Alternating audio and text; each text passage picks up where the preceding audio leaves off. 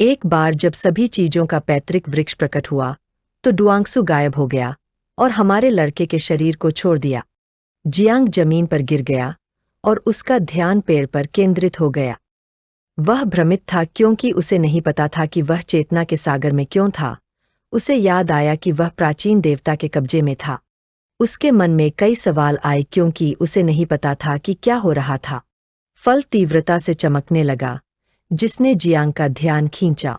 उसे विश्वास नहीं हो रहा था कि सभी चीजों का पैतृक वृक्ष फिर से फल दे रहा था। यह फल पिछले वाले से अलग था। जियांग खड़ा हुआ और उत्सुकता से फल को देखने लगा। वह जानता था कि पैतृक वृक्ष के वर्तमान स्तर के साथ यह रंगीन फल नहीं दे सकता था। फिर एक सिस्टम विंडो दिखाई दी। वर्तमान में फल पका नहीं था। यह एक अत्यंत शक्तिशाली दिव्य आत्मा द्वारा भ्रूण के रूप में बनाया गया फल था। इसमें उस आत्मा की दिव्यता का स्रोत था। फल को सफलतापूर्वक पकने के लिए उसे नियमित रूप से दिव्य आत्माओं से पानी देना पड़ता था। जियांग ने अपना हाथ अपनी ठोड़ी के नीचे रखा और उसकी आंखें खुशी से भर गईं।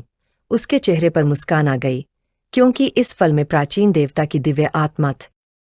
डुआंगसू जियांग के शरीर पर कब्जा करना चाहता था और उसे उम्मीद नहीं थी कि पैतृक वृक्ष उसकी आत्मा से फल बनाएगा। हालांकि पेड़ अभिशाप को रोक नहीं सका, लेकिन दिव्य आत्माओं और दिव्य चेतना की बात आने पर यह अभी भी शक्तिशाली था। फल के बारे में एकमात्र बुरी बात यह थी कि जियांग को इसे नियमित रूप से जीवित प्राणियों की दिव्य आत्माओं से पानी देना पड़ता था, जो एक बहुत सख्त शर्त थी। जब वह विचलित था तो एक जानी पहचानी आवाज ने उसका ध्यान खींचा। उसने पूछा कि क्या वह जाग गया है। जियांग अपनी समाधि से बाहर आया और उसका मन भ्रम से भर गया। उसे नहीं पता था कि क्या हो रहा है। एक बार जब हमारा लड़का पलटा तो उसकी आंखें चौड़ी हो गईं और वह अपने सामने जो था उसे देखकर हैरान रह गया। वहाँ एक शक्तिशाली विशालकाय ड्रैगन था जिसका आकार 6 आंखों वाले चमगादड़ जैसा था और उसके सिर के ऊपर झाओजिया बैठा था। एक सहज स्वर में उसने अपने पिता को बताया कि वह इस राक्षस को वश में करने में कामयाब हो गया है। जियांग का ध्यान ड्रैगन पर केंद्रित था, जिससे वह डर के मारे स्तब्ध हो गया। ड्रैगन को वश में करते हुए झाओजिया अपने पिता के पास गया, उसे देखने लगा और पूछा कि क्या उसका नया पालतू जानवर प्रभावशाली नहीं है। जियांग मदद नहीं कर सका, लेकिन सदमे में पीछे हट गया, यह महसूस करते हुए कि ये जीव चेतना के सागर से संबंधित थे। वह विश्वास नहीं कर सका कि छोटा जिया 9 परिवर्तनों वाले प्राणी की सवारी कर रहा था। ये ऐसे प्राणी थे जिन्हें महान जियालिंगहू भी उस समय वश में नहीं कर पाए थे। हमारा लड़का बिना जाने क्या हो रहा था, अवाक खड़ा था। आकाश भृंगों से भरा था, जिन्होंने चेतना के सागर के सबसे भयंकर जीवों को वश में कर लिया था। जियांग इस बात पर विश्वास नहीं कर पा रहा था कि छोटा झाओजिया इतने सारे राक्षसों को वश में करने में सक्षम था। ड्रैगन की गर्दन पर हाथ रखते हुए झाओजिया ने उसे उतार दिया। जियांग की बाह पकड़ ली और गंभीर भाव से समझाया कि यह पालतू जानवर बहुत ही विनम्र है और यद्यपि नन्हे नौ को यह पसंद नहीं आएगा, उसे यकीन है कि उसके पिता को यह पसंद आएगा। वह चाहता था कि वह ड्रैगन की सवारी करे। जियांग ने झाओजिया को देखना शुरू किया और खुद को सतर्क होने से नहीं रोक सका, यह नहीं जानते हुए कि क्या छोटा झाओजिया वास्तव में ड्रैगन को नियंत्रित करने में सक्षम है। अंत में झाओजिया ने जियांग को मना लिया और दोनों ड्रैगन के सिर पर चढ़ गए। हमारे लड़के के कुछ हद तक डरे होने के बावजूद झाओजिया ने दोनों हाथ उसके सिर पर रखे और उड़ने का आदेश दिया। शक्तिशाली ड्रैगन ने अपना सिर उठाया और जियांग ने समझाया कि उसे जो याद था उसके अनुसार इस राक्षस को डार्क डेमन कहा जाता था। अनंत नरक में ऐसे कई राक्षस थे जिन्हें मानव जाति द्वारा स्वाभाविक रूप से निषिद्ध किया गया था। शांति से झाओजिया ने समझाया कि किसी को केवल इस जानवर को चिह्नित करने की आवश्यकता है और इसे सवारी के रूप में इस्तेमाल किया जा सकता है। जियांग कुछ हद तक हैरान था क्योंकि वह जानता था कि 9 परिवर्तन वाला राक्षस बहुत उपयोगी होगा। ड्रैगन ने अपने पंख फैलाए और उड़ने के लिए तैयार हो गया। तभी झाओजिया का मन उलझन से भर गया। उसे यकीन नहीं था कि इस चीज को बाहर निकाला जा सकता है। जियांग, जो उसके पीछे था, ने उल्लेख किया कि अगर वे ड्रैगन को लाश से बाहर निकाल लेते हैं तो स्वर्ग के रास्ते से इसे खत्म होने में ज्यादा समय नहीं लगेगा। जो वह जानता था, उसके अनुसार इस प्राणी को केवल अनंत नरक की गहराई में ही रहना चाहिए। उसे उम्मीद नहीं थी कि यह प्राचीन देवता की चेतना के समुद्र में भी पैदा होगा।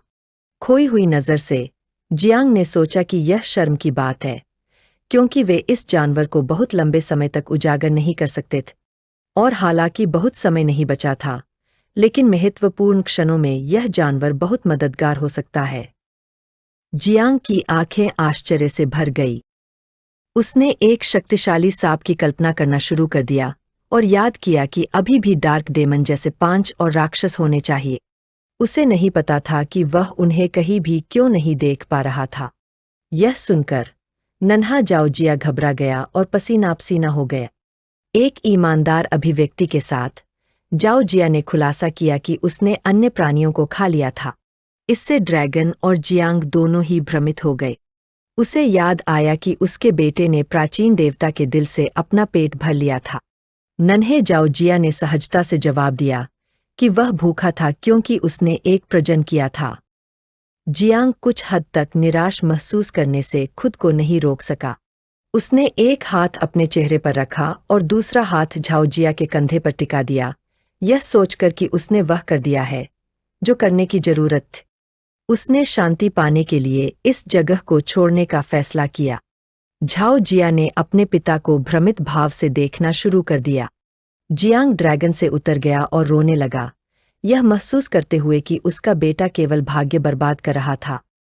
उसने चीजों को सकारात्मक दृष्टिकोण से देखने का फैसला किया।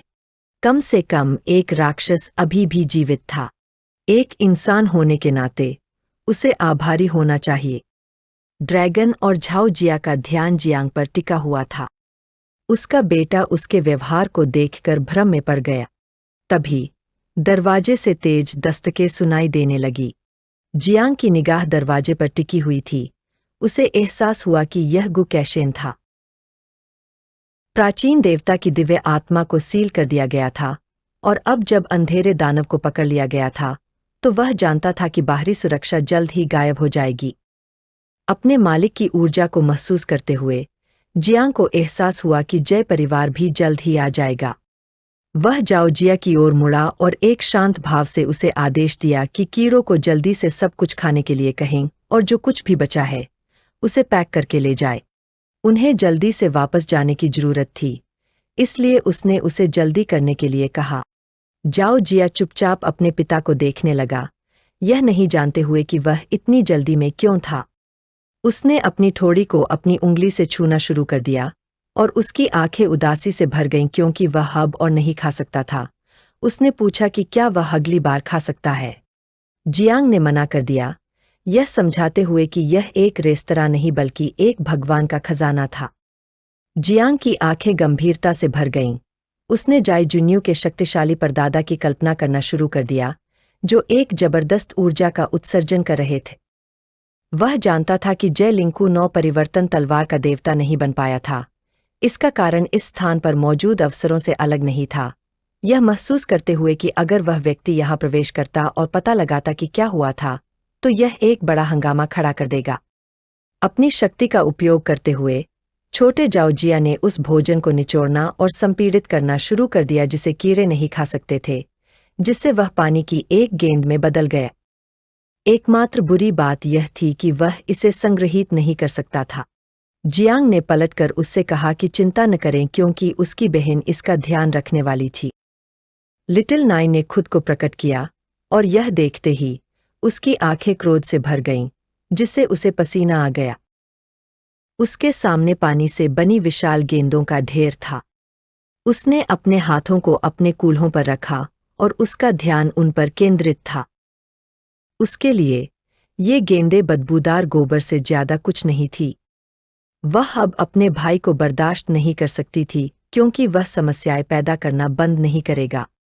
एक मुस्कान के साथ जियांग बाहर निकलने की ओर उड़ने लगा। अब जब लिटिल नाइन ने सारी गंदगी साफ कर दी थी, तो वापस लौटने और मास्टर को बुलाने का समय आ गया था।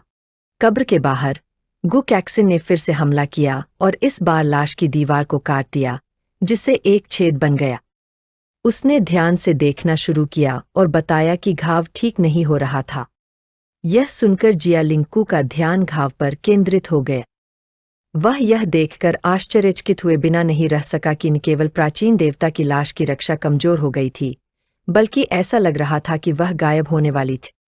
गु कैक्सिन की नज़र, जिसने अपनी बाहें क्रॉस की हुई थीं, खुशी से भर गई। वह अंदर जाकर उसे बचाना चाहता था। जियालिंगकू की आंखें जिज्ञासा से चौड़ी हो गई। उसे संदेह था और वह भी अंदर जाकर देखना चाहता था कि क्या हुआ था। इससे पहले कि वे कुछ कर पाते, जियांग चेन उड़ता हुआ दिखाई दिया। उसने अपने मालिक की ओर हाथ बढ़ाया और हताश भाव से उसे अपने साथ ले जाने के लिए कहा। गु कैक्सिन और जियालिंगकू उसे चुपचाप देखने लगे, यह नहीं जानते हुए कि क्या हो रहा था। जैसे ही जियांग लाश से बाहर आया, कि जुन्यू दौड़कर आई और उसे जोर से गले लगा लिया। वह खुद को रोने से नहीं रोक पाई और यह देखकर राहत महसूस की कि वह ठीक है। हमारे लड़के की आंखें आश्चर्य से चौड़ी हो गई। राहत महसूस करने के बावजूद वह जानता था कि यह सही समय नहीं था। गु कैक्सिन, जो उसके बगल में था, जियांग को ठीक देखकर आंतरिक शांति महसूस किए बिना नहीं रह सका। जल्दी से जियांग ने उसे अपने हाथ से एक तरफ धकेल दिया और एक उग्र भाव के साथ उसे जाने का आदेश दिया क्योंकि समय नहीं था। यह देखकर कि जुन्यू की आंखों में आंसू भर आए और उसका मन उलझन से भर गया। उसे नहीं पता था कि जियांग के साथ क्या हो रहा था और उसने क्यों कहा कि समय नहीं है। जियांग गु कैक्सिन के पास गया और एक गंभीर नज़र से अपने गुरु को समझाया कि अगर वे जल्दी से इस जगह को नहीं छोड़ते हैं तो वे मरने वाले हैं।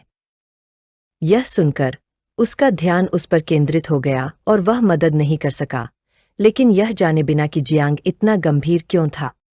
अनिश्चित होने के बावजूद उसने अपने शिष्य पर भरोसा करने का फैसला किया। दोनों उसकी तलवार की धार पर चढ़ गए। अपनी उंगलियों का उपयोग करके उसने अपनी तलवार को नियंत्रित करना शुरू कर दिया, जिससे वह बिजली की तरह चमकने लगी। उसने उन्हें अलविदा कहा, यह समझाते हुए कि वह अब इस जगह पर नहीं रहना चाहता। यह देखकर कि जुन्यू दुखी होने से खुद को नहीं रोक पाई, उसने सोचा कि जियांग उससे नफरत करता है, जबकि दूसरी ओर उसके पिता गुस्से में थे। वह चिल्लाने लगा, यह सोचकर कि उसने दिव्य और राक्षसी ब्लो दिया है। किसी ऐसे व्यक्ति के लिए व्यर्थ में उपकार करना जो यह नहीं समझता कि महिला की देखभाल कैसे की जाती है। क्या जुन्यू ने अपनी मुट्ठियां भींच लीं, अपने पिता के पास पहुंची और गुस्से से भरी नज़र से पूछा कि वह जियांग का अपमान कैसे कर सकता है, उसे याद दिलाते हुए कि जियांग ने उसे बचाने के लिए अपनी जान जोखिम में डाली थी। पिता ने अपनी आंखें बंद कर लीं, अपना हाथ अपने सिर के पीछे रख लिया और कुछ हद तक शर्मिंदा महसूस करने से खुद को नहीं रोक सका, यह सोचकर कि अगर जियांग ने अपनी बेटी के लिए अपनी जान जोखिम में डाली है, तो इसका मतलब है कि वह उसके लिए महत्वपूर्ण थी। उसने अपने हाथों को अपने मुंह पर रख लिया और जियांग के बारे में सोचकर शर्माने से खुद को नहीं रोक सकी।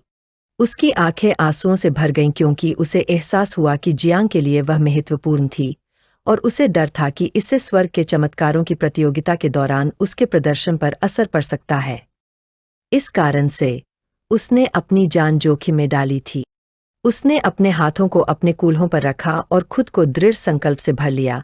चमत्कारों की सूची के लिए लड़ाई में जियांग को निराश नहीं करने की कसम खाई, अपना सर्वश्रेष्ठ संस्करण दिखाने का वादा किया। यह देखकर पिता खुश हुए बिना नहीं रह सके। उनसे कुछ ही दूर पर जियालिंगक्यू था।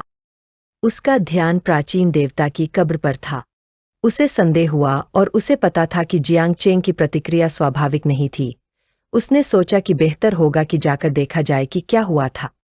उसने लाश के अंदरूनी हिस्से को ध्यान से देखना शुरू किया और उसे यह समझने में देर नहीं लगी कि सारा खजाना गायब हो गया था।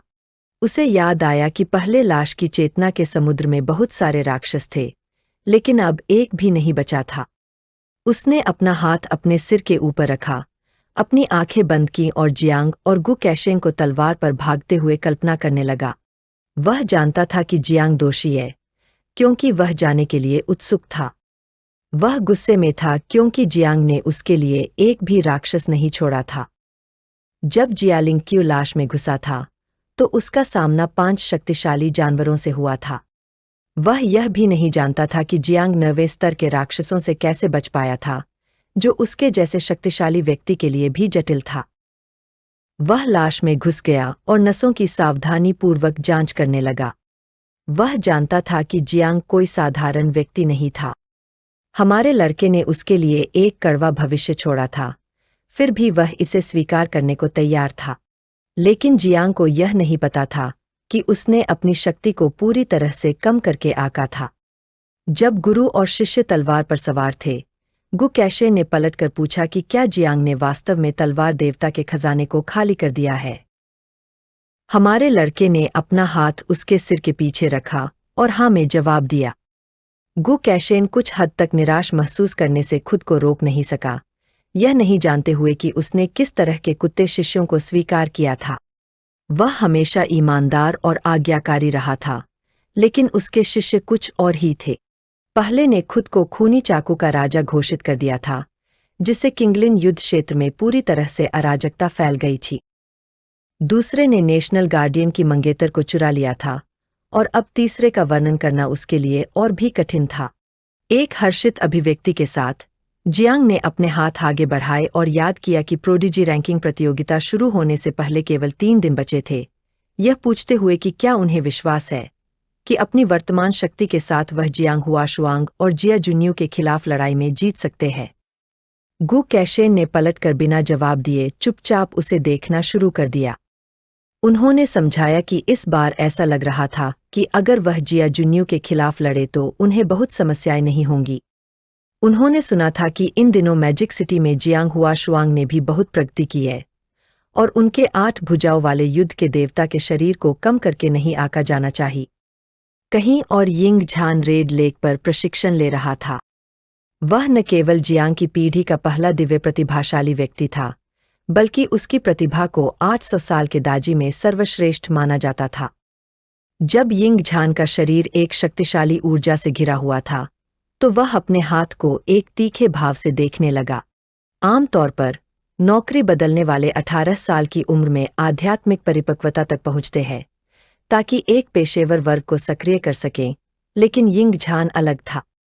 उसने 3 साल की उम्र में अपने पेशेवर वर्ग को सक्रिय कर लिया था, दिव्य हथियार से मान्यता प्राप्त की। मानव सम्राट की तलवार। 9 साल की उम्र में उसके बगल में कई शक्तिशाली लाल ड्रैगन थे। 12 साल की उम्र में वह एक निषिद्ध क्षेत्र में प्रवेश कर गया था और 15 साल की उम्र में वापस आ गया था। इन पिछले 3 वर्षों के दौरान वह राजधानी के सैन्य क्षेत्र में एकांत में प्रशिक्षण ले रहा था। जियांग जानता था कि यिंग झान ने बहुत पहले ही एक वर्ग को जगा दिया था, लेकिन वह नहीं जानता था कि उसका वर्तमान स्तर मुश्किल से 3 परिवर्तनों तक क्यों पहुंच पाए। गु कैक्सिन ने समझाया कि ऐसा इसलिए था क्योंकि सिस्टम के अलावा उसने सभी दिव्य जातियों की सर्वोच्च तकनीकों की भी खेती की थी, जिससे हमारा लड़का सदमे में आ गया। अपने हाथ से यिंग झान ने अपनी ठुड्डी पोंछी। उसकी आंखें जिज्ञासा से भर गई। उसका खून से लथपथ शरीर लगभग खत्म होने वाला था, और वह जानना चाहता था कि क्या जियांग चेंग के बारे में कोई खबर है।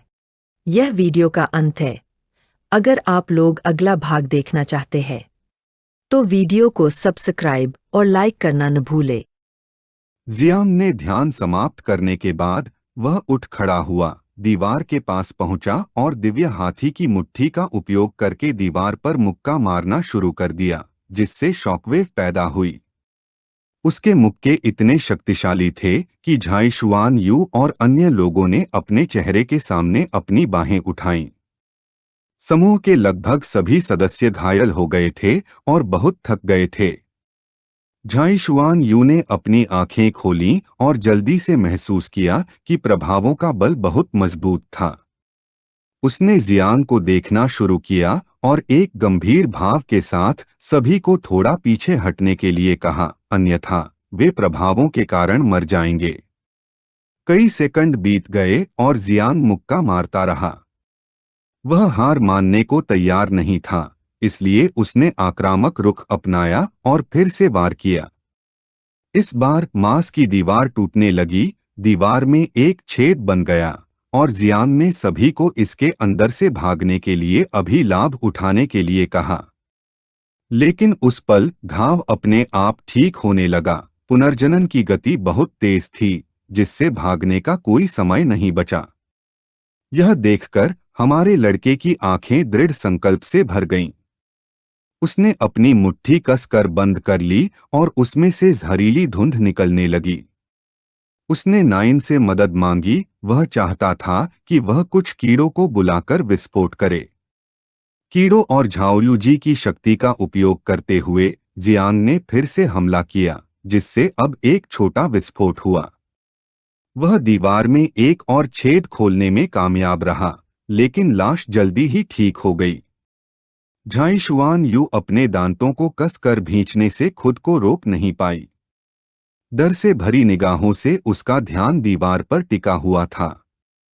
विस्फोट से दीवार में छोटी छोटी दरारें पड़ गई थीं, लेकिन घाव तुरंत ठीक हो गए और किसी को नहीं पता था कि ऐसा क्यों हुआ। जियांग ने हार मानने के बारे में सोचा, लेकिन तभी दीवार टूटने लगी। यह देखकर हमारे लड़के का दिमाग उलझन से भर गया। उसे नहीं पता था कि क्या हो रहा है। उस पल किसी ने बाहर से दीवार तोड़ दी, जिससे जियांग और बाकी लोग सदमे में आ गए। जैसे ही धुएं का पर्दा गायब हुआ, गुकैक्सुआन और झाइशुआन यू के परदादा को छेद के सामने खड़े देखा जा सकता था।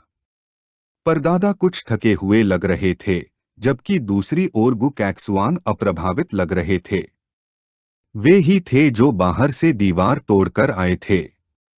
झाइक्सुआन यू के परदादा खड़े हुए और एक तरफ हाथ बढ़ाकर सभी को लाश से बाहर निकलने का आदेश दिया।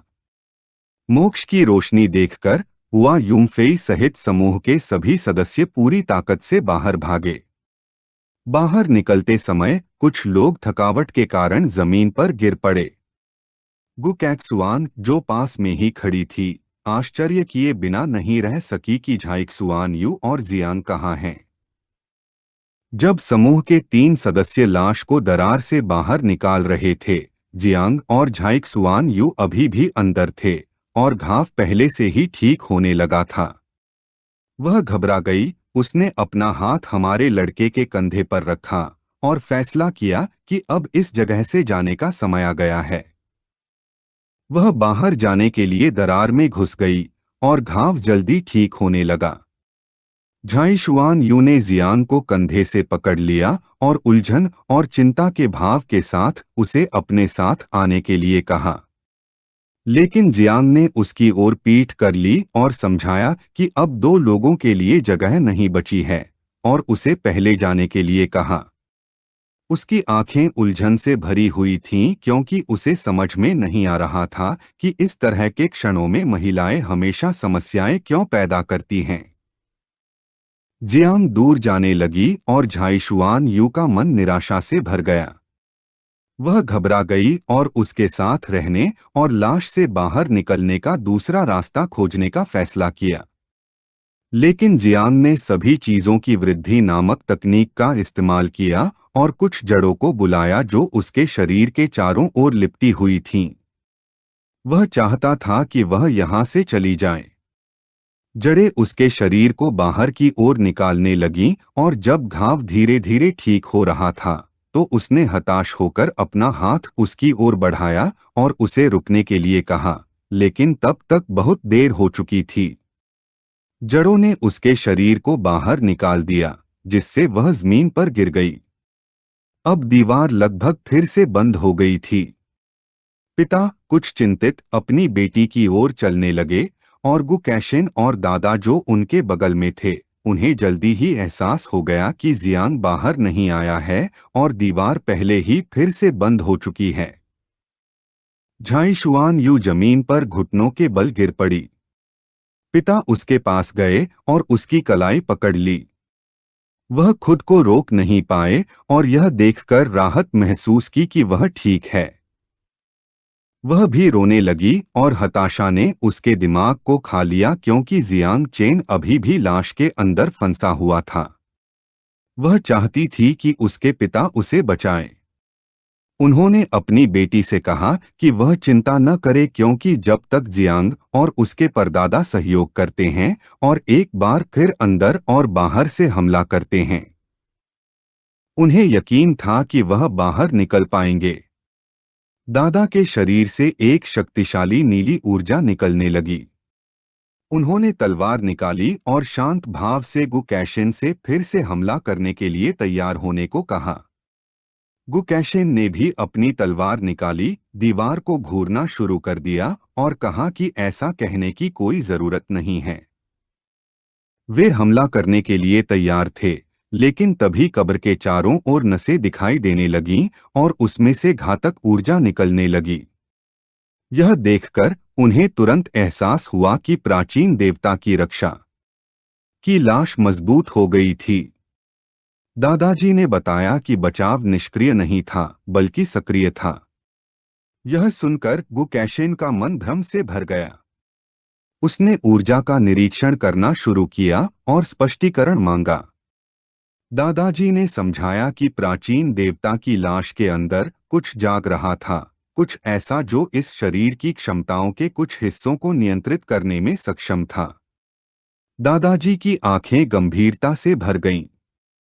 उन्हें डर था कि अब इससे कोई फर्क नहीं पड़ता कि वे लाश के अंदर या बाहर से कैसे सहयोग करते हैं। जियांग के भागने के लिए कोई रास्ता नहीं था।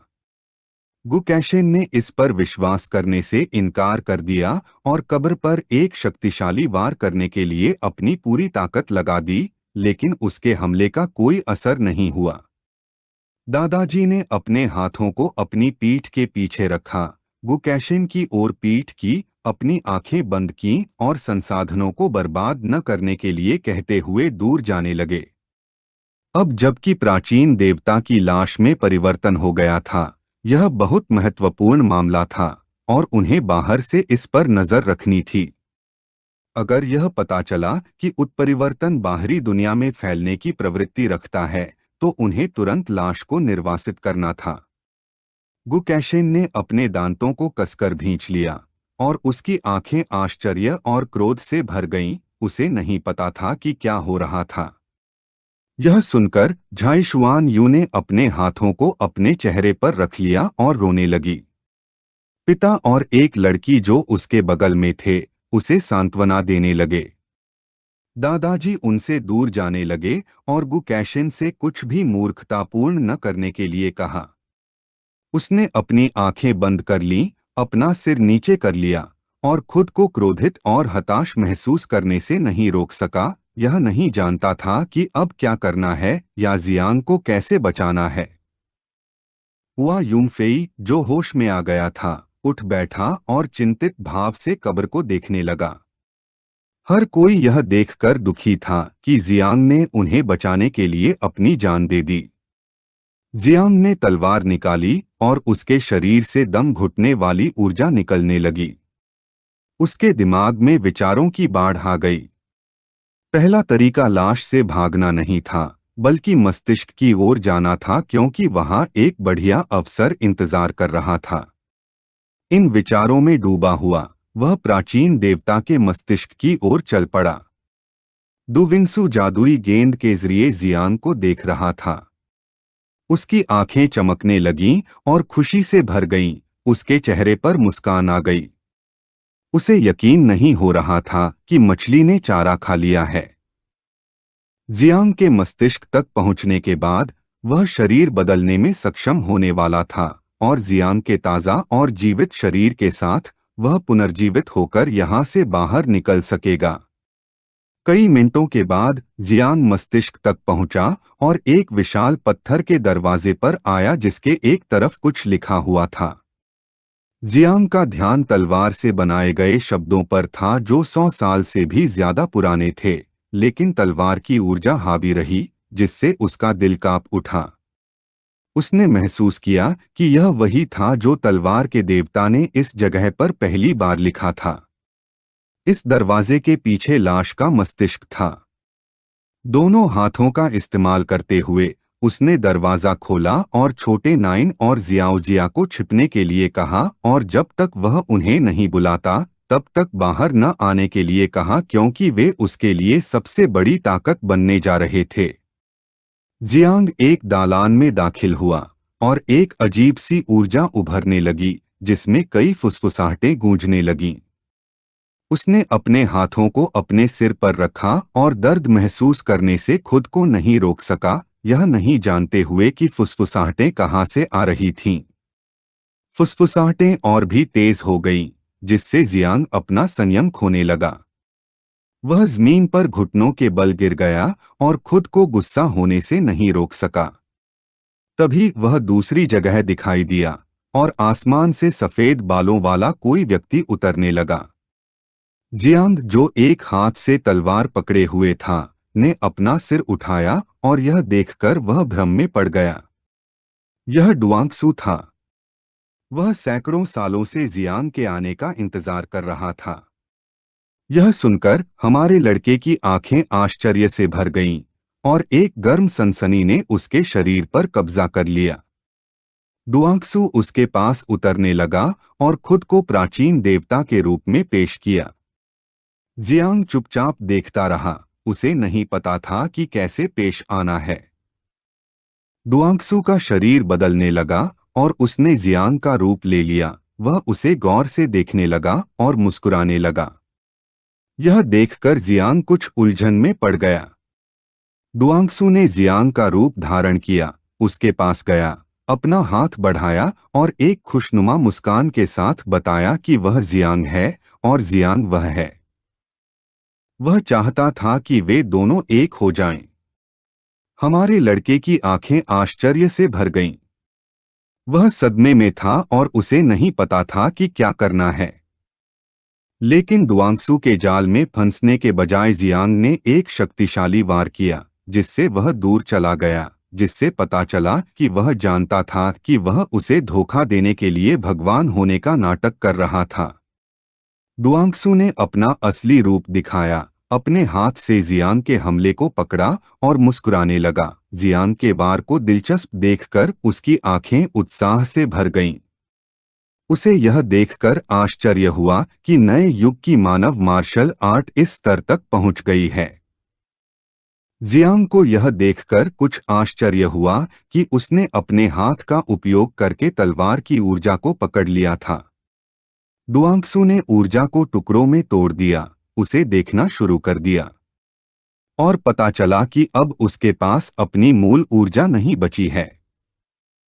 पलक झपकते ही आसमान छोटे छोटे ड्रैगन से भर गया। डुआंगसू ने अपना हाथ एक तरफ बढ़ाया और एक दुष्ट मुस्कान के साथ समझाया कि अगर जियांग का शरीर उपयोगी नहीं होता तो वह उसे मारने के लिए और भी भयानक तरीकों का इस्तेमाल करता। जियांग का दिमाग उलझन से भर गया, उसे नहीं पता था कि इस आदमी का क्या मतलब है। उसका ध्यान ड्रैगन पर केंद्रित था और उसे यह समझने में देर नहीं लगी कि ये सभी राक्षस परिवर्तन के 6वें स्तर पर थे और कुछ 9वें स्तर पर भी थे। उसके लिए यह कोई आश्चर्य की बात नहीं थी कि तलवार का देवता इस जगह पर लगभग मर चुका था। वह जानता था कि अगर वह सभी संतानों को छोड़ भी देता तो भी वह उसे हरा नहीं पाता। उसने अपनी मुट्ठी कस ली और दृढ़ निश्चय के साथ इस मृत देवता के साथ ऐसा व्यवहार करने का फैसला किया जैसे कि वह जीवित हो। नन्हे नाइन, जायूजिया और सभी कीड़ों को बाहर आने का आदेश दिया। उस पल कुछ हुआ और जियांग की अभिव्यक्ति बदल गई।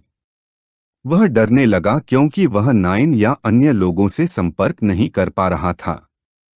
छोटे ड्रैगन ने जियांग के शरीर को फंसा लिया, जिससे वह स्थिर हो गया। डुआंगसू उसके पास गया, उसे गौर से देखने लगा और मुस्कुराए बिना नहीं रह सका। उसने तय किया कि यह सब खत्म करने का समय आ गया है। जियांग ने अपने दांत कस लिए और यह जानकर डर गया कि यह ठीक नहीं है। डुआंगसू ने अपना हाथ जियांग के कंधे पर रखा और उसके शरीर में प्रवेश करना शुरू कर दिया, जिससे उसका मुंह खुल गया और वह दर्द में चीखने लगा। एक दुष्ट मुस्कान के साथ उसने जियांग से कहा कि वह चिंता न करे क्योंकि वह उसे बेहतर जीवन जीने में मदद करने जा रहा था। लेकिन तभी सभी चीजों का पैतृक पेड़ उनके पीछे उभरा। यह महसूस करते ही डुआनक्सू का मन भ्रम से भर गया। उसे नहीं पता था कि यह चीज यहाँ कैसे आ गई। पेड़ पर एक इंद्रधनुषी रंग का फल था, एक नया फल जो पहले कभी नहीं देखा गया था। इस वीडियो का अंत है। अगर आप लोग अगला भाग देखना चाहते हैं तो हमारे चैनल को सब्सक्राइब करें, वीडियो को शेयर करें और लाइक करें।